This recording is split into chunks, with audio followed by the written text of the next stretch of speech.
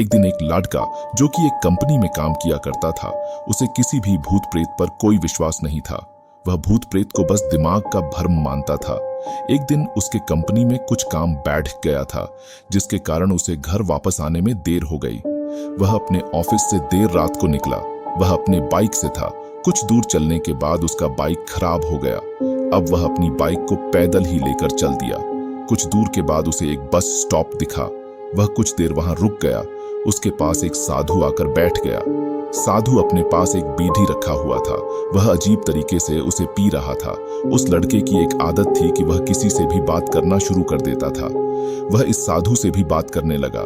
बात ही बात में इस लड़के ने कहा, बाबा, मैं किसी भी भूत प्रेत को नहीं मानता हूँ, बस सब झूठी बातें हैं। साधु ने कहा, तुम भले ही भूत प्रेत को मानो या फिर ना मानो, लेकिन तुम यह न कहो कि भूत प्रेत नहीं होते हैं, ये सब कुछ होते हैं। इस पर उस लड़के को थोड़ी सी हंसी आ गई। उसने कहा, भूत होते हैं तो क्यों हमें नहीं दिखते हैं? क्या आप मुझे अभी कोई भूत दिखा सकते हैं? साधु को लग गया कि अब इसे जरूर ही भूत दिखाना होगा। साधु ने लड़के को श्मशान घाट की ओर चलने को कहा। फिर क्या था, वह दोनों चल दिए।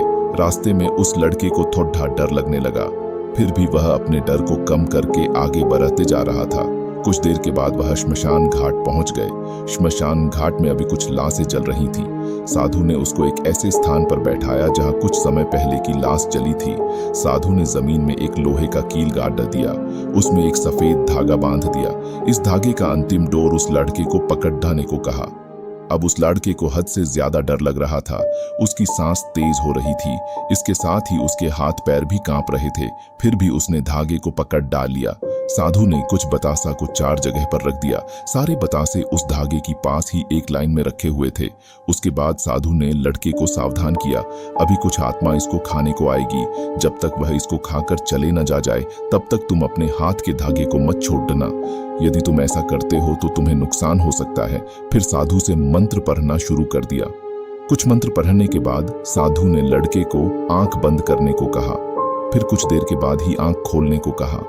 जब उस लड़के ने आंख खोला तो वह जो देख रहा था उसे उसके ऊपर विश्वास ही नहीं हो रहा था। वास्तव में वहां 4 आत्मा थी जो कि बतासे को खा रही थी। लेकिन जब उसने यह देखा कि उसके पड़ोस में रहने वाले व्यक्ति की आत्मा भी वहां है, जो कि कुछ दिन पहले ही मर गए थे, तो उसके हाथ से धागा छूट गया। अब वहां पर वह साधु भी नहीं था। वह लड़का तेजी से श्मशान घाट से अपने घर की ओर भागने लगा। जब वह अपने घर की ओर जा रहा था तो उसे पीछे से कोई उसका नाम लेकर बुला रहा था। उसको पीछे से कई तरह की आवाज आ रही थी। उस लड़के ने पीछे मुद्द कर नहीं देखा। अपने घर जाने के बाद उसने यह सब कुछ अपने माता पिता से बताया। फिर वह अपने कमरे में सो गया।